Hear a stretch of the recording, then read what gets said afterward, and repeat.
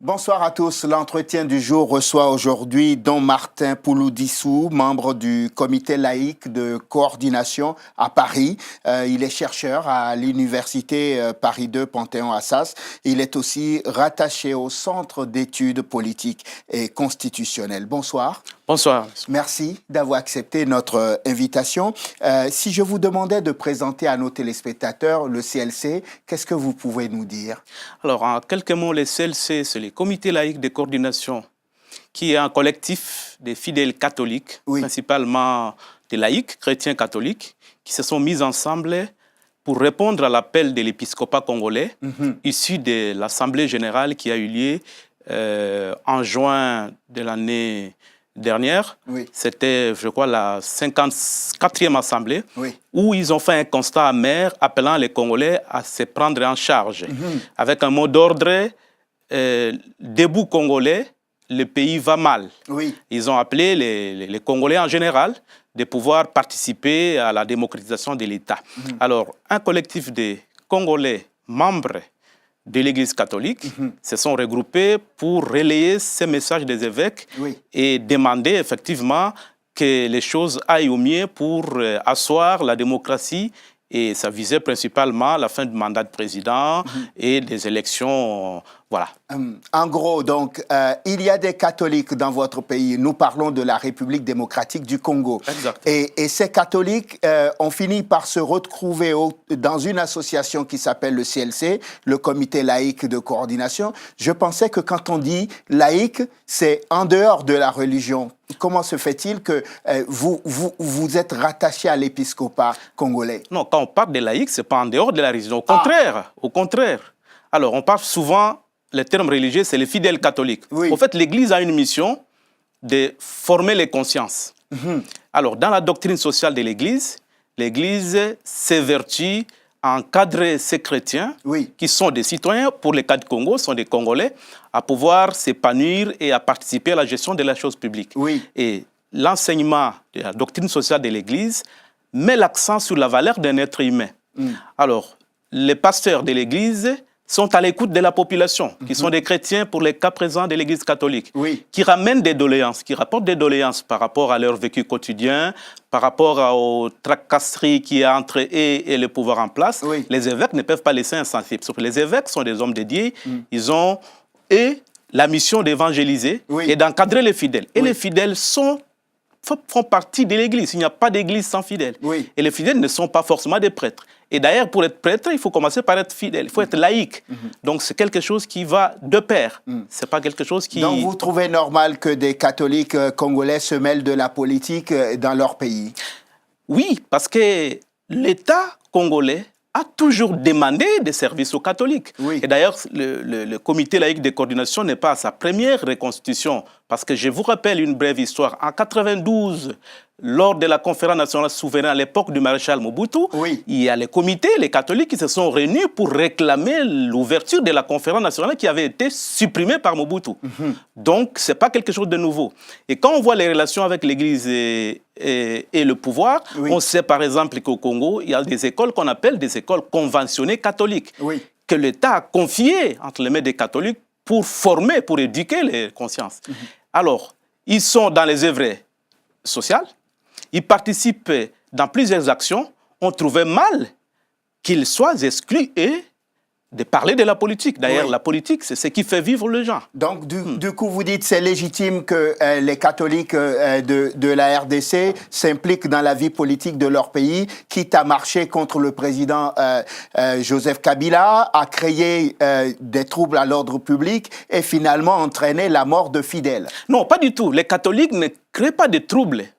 Les catholiques ne vont... Quand vous bravez, par exemple, une marche qui est interdite par le pouvoir public, vous appelez ça comment? Non, mais la marche, c'est quand même un droit légitime du peuple. Les catholiques n'amènent pas les gens à la mort. Les catholiques interpellent le pouvoir. Pourquoi les catholiques se regroupent? Les laïcs catholiques, je vais en dire, qui font partie de la population congolaise. Ce sont des citoyens congolais au premier rang. le pays va mal. C'est ce que je vous disais tout à l'heure, les évêques ont dit « Debout Congolais ». Vous avez la responsabilité de regarder où va le pays. Et de cette manière-là, chacun, en ce qui le concerne, peut apporter un plus. Et les catholiques se sont réunis, une partie des catholiques, les chrétiens se sont réunis dans cette structure du comité laïque de coordination que nous avons relayé à Paris aussi, dans un groupe des membres de la diaspora, pour interpeller le gouvernement et pousser le gouvernement à modifier les choses parce qu'il y a un blocage au niveau du processus de développement. Ce n'est pas contre le président, en fait. C'est pour demander au président de respecter son serment constitutionnel. On ne comprend pas trop bien pourquoi on peut avoir un regard contraire à ce que font les catholiques alors que la situation est telle qu'il faut une intervention de toute la population, les catholiques faisant partie de cette population. Si j'ai une oreille attentive à ce que vous êtes en train de me dire, je peux résumer ceci. Vous dites que le comité local de coordination est du côté de la vérité. Exactement. Parce que les comités laïques de coordination... Le comité laïque de coordination est du côté de la vérité. Alors, il veut interpeller le pouvoir de respecter la parole donnée. Parce que le Congo va vers un état de droit. D'ailleurs, le gouvernement ne cesse de le répéter, qu'il s'agit d'un état de droit. Qui dit un état de droit, c'est de respecter les lois, respecter la parole donnée. Et la parole donnée jusqu'à présent n'a pas été respectée. N'a pas été respectée parce que le serment constitutionnel du président sortant, Joseph Kabila, était bien clair qu'il respecterait les institutions et la Constitution. Mais la Constitution dit 2 mandats après, il faut céder le tablier.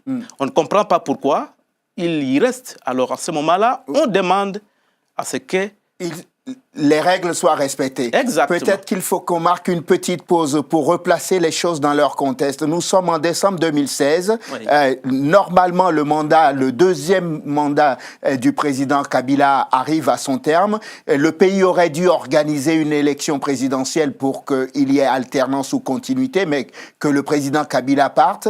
Mais finalement, pour des raisons qu'on peut expliquer, mais ça nous prendra du temps, les élections n'ont pas été organisées. Le président a été autorisé à rester au pouvoir pour une période transitoire pour organiser, grâce d'ailleurs à la CENCO et l'accord du 31 décembre 2016. Et nous arrivons à 2017 et patatras, les élections ne sont toujours pas organisées, c'est ça? C'est exactement ça.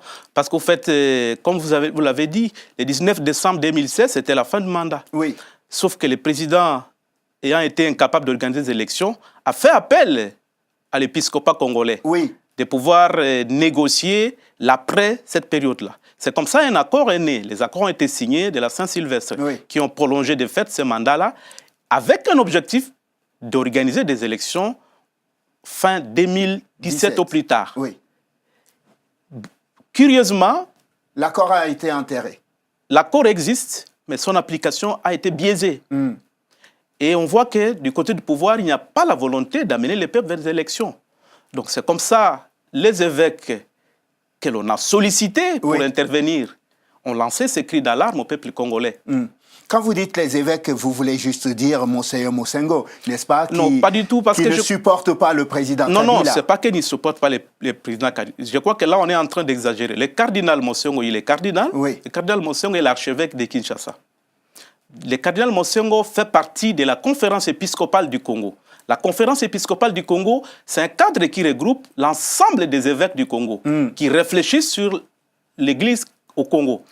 Et c'est à la CENCO, la conférence épiscopale du Congo, que le président Joseph Kabila a demandé de pouvoir concilier les vies pour organiser effectivement ce que vous avez appelé la transition, mais je dis la transition avec Kabila, pour un an.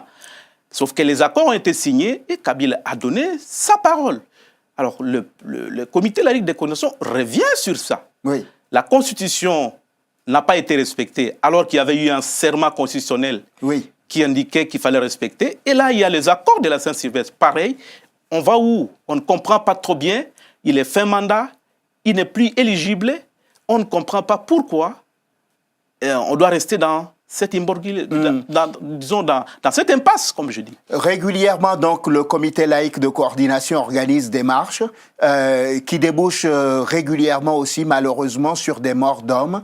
La dernière fois, si j'ai bonne mémoire, c'était le 25 février dernier, et ça a entraîné la mort de Rossi Mukendi, qui est un activiste qu'on connaît très très bien sur les réseaux sociaux.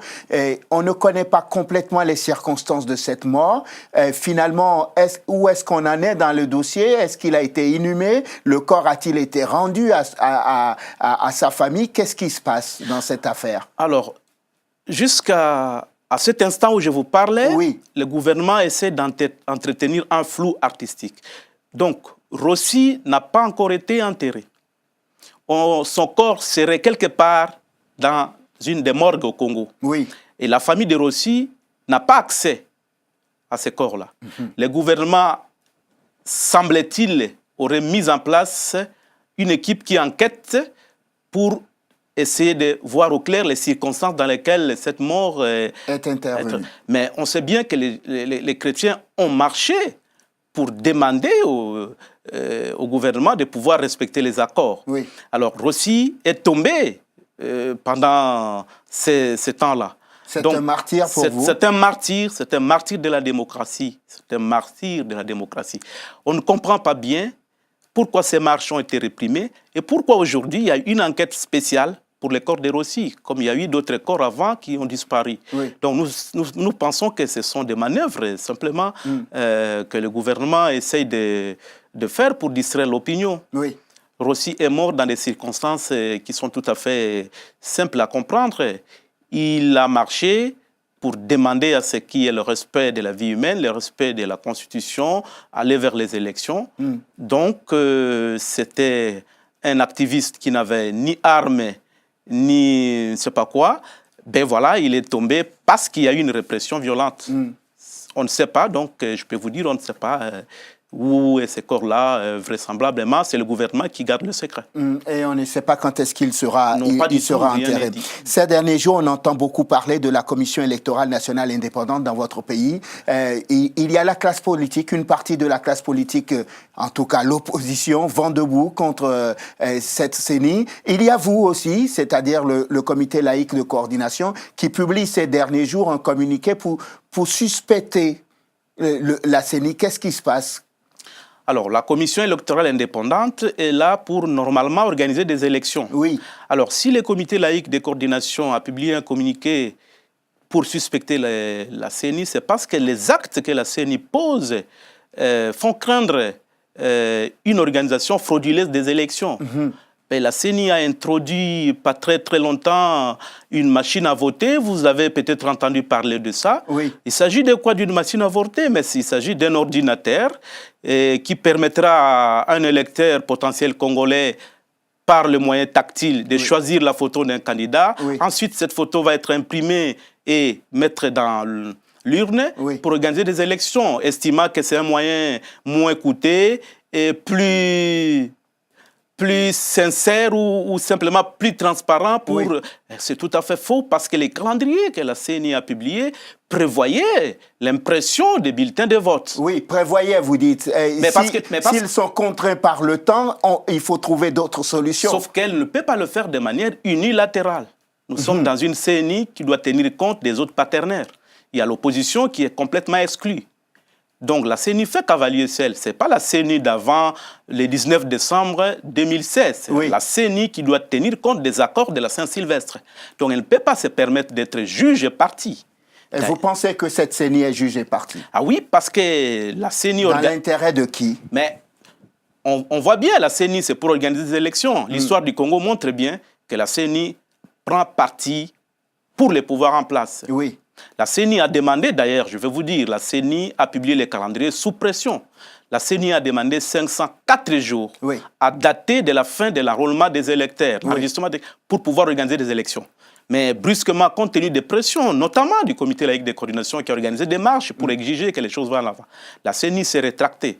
Alors là, la CENI va mettre en place une machine contre la volonté du peuple, contre la volonté des autres partenaires, contre même la volonté de la communauté internationale. Vous n'avez pas confiance en ces machines? On n'a pas confiance en ces machines parce que ces machines vont être déployés dans un Congo qui est couvert par une population qui est à grande pourcent inconnue dans ce domaine d'informatique. Oui. Vous dites que les Congolais, vos compatriotes, ne sont pas habitués à aller aux urnes en utilisant le matériel informatique et que le délai est trop court maintenant pour utiliser un matériel informatique et donc qu'il y a de forts risques que l'élection soit biaisée.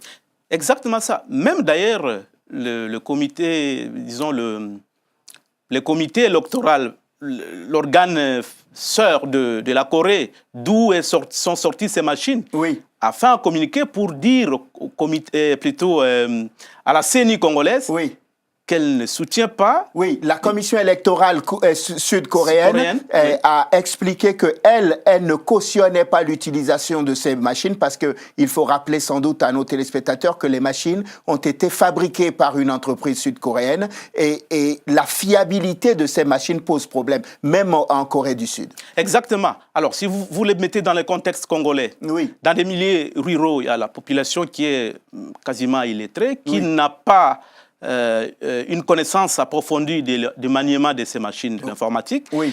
Le Congo est carrément enclavé, sans route, sans infrastructure routière, sans électricité. Ces machines-là doivent fonctionner avec de l'électricité. Oui. Et par quel miracle ces machines-là? Il faut un personnel qualifié, il faut les fournitures. Oui. Et on voit mal que dans ce contexte-là, ces machines-là soient une solution la moins coûteuse et permettent, comme disait la commission électorale, oui, la fiabilité des résultats. Au contraire, c'est un décor qui est planté oui, pour une tricherie à ciel ouvert. Et si l'élection a lieu, nous y sommes.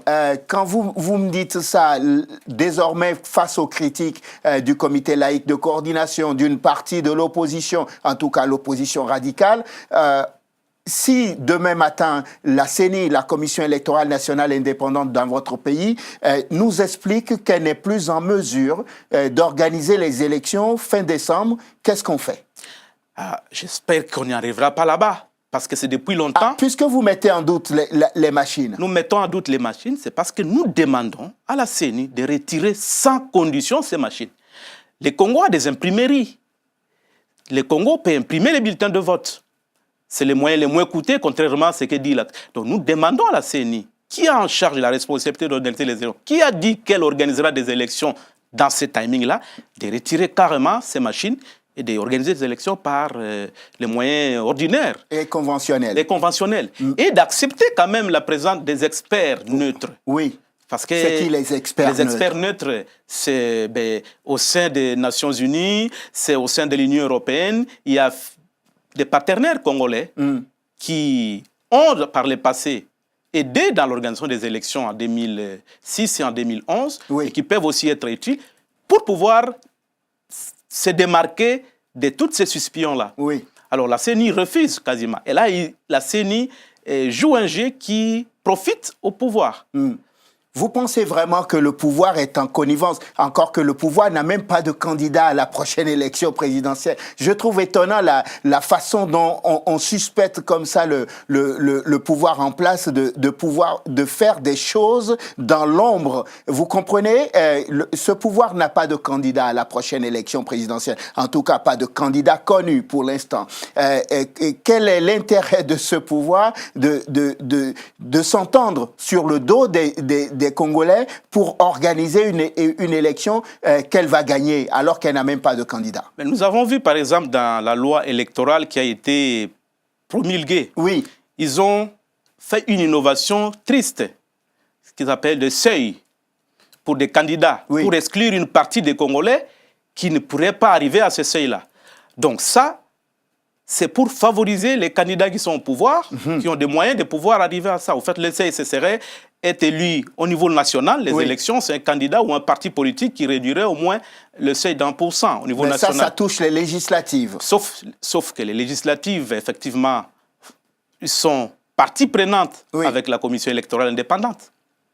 Oui, vous dites que l'élection sera une élection générale, il y aura des législatives, il y aura une élection présidentielle. Oui, donc il y a des élections nationales, donc législatives et présidentielles, après il y a des élections locales. Oui. Sauf que nous disons, quand vous dites que le camp présidentiel n'a pas de candidat, je ne pense pas que... Ils disent que c'est une stratégie qu'ils mettent en place, ils auront leurs candidats. Et au niveau du comité laïque, c'est pourquoi on a demandé expressément au chef de l'État de déclarer qu'il ne va pas se représenter, qu'il n'a pas... Pourquoi vous lui demandez ça? Mais parce qu'on voit bien qu'il n'est pas parti le 19 décembre.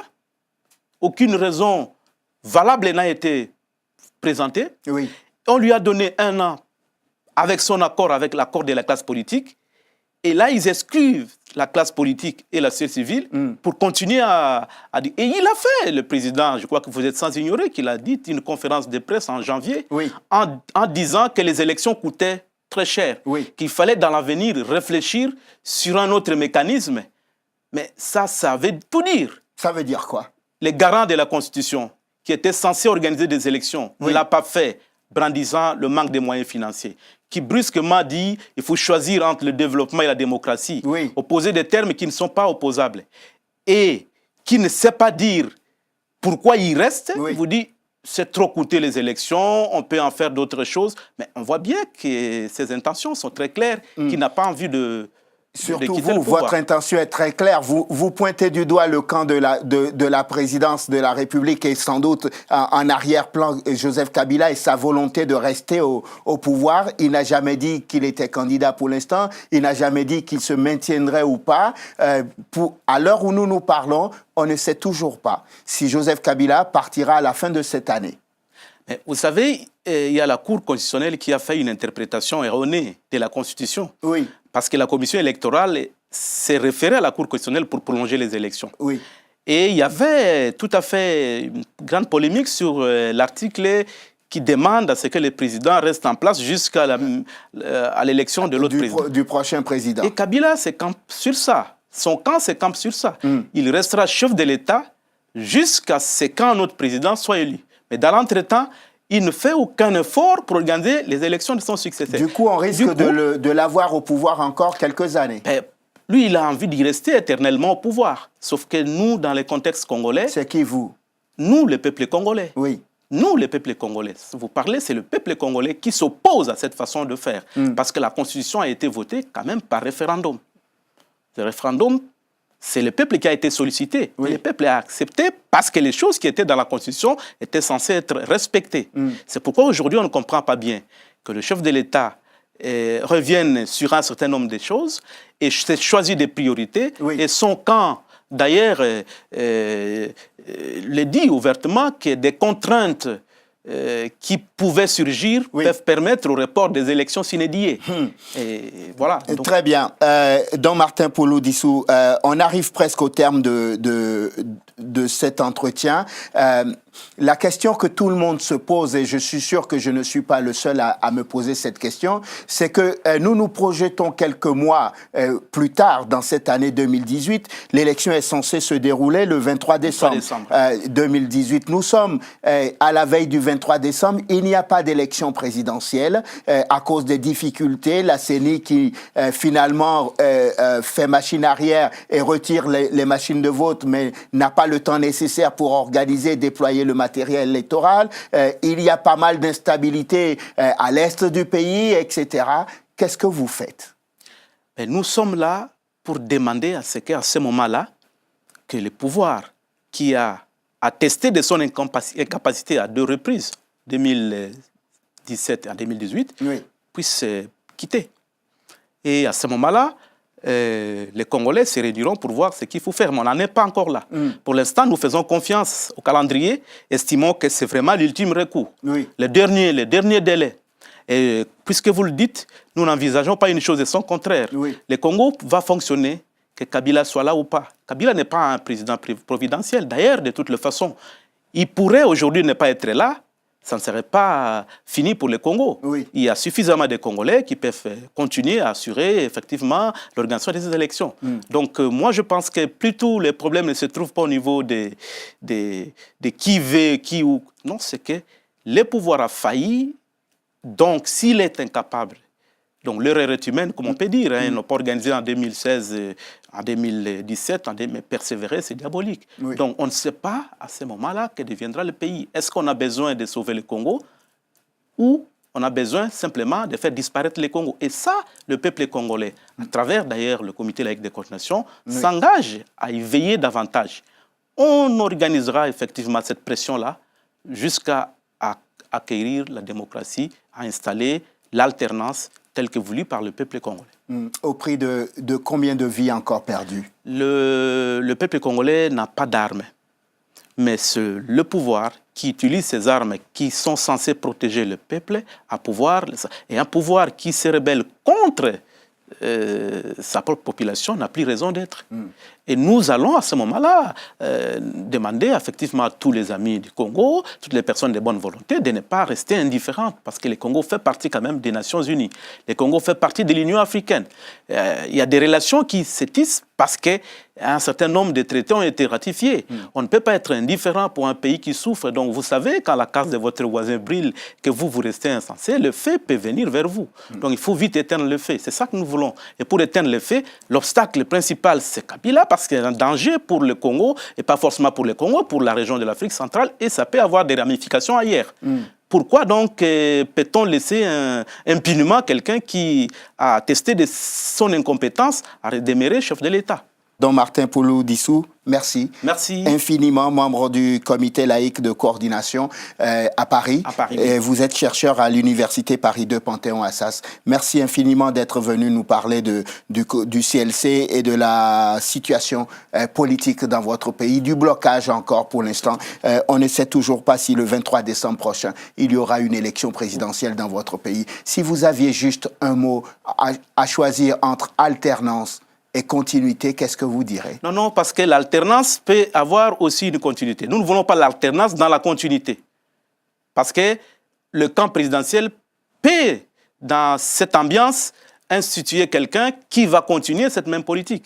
Donc, vous voyez, l'alternance peut être dans la continuité ou dans la discontinuité. Nous sommes plutôt dans l'alternance, dans la discontinuité. Que ceux qui ont été au pouvoir, qui n'ont pas été à la hauteur, ne puissent pas s'hasarder à pouvoir faire des confusions. Comme dit Monseigneur Mosengo, que les médiocres dégagent. Que le médiocre dégage, voilà. Très bien. Exactement. Merci à vous de nous avoir suivis. Je vous souhaite de passer une excellente suite de programmes, évidemment sur Télé Sud. On se retrouve demain pour un nouveau numéro de l'Entretien du jour. Bonsoir.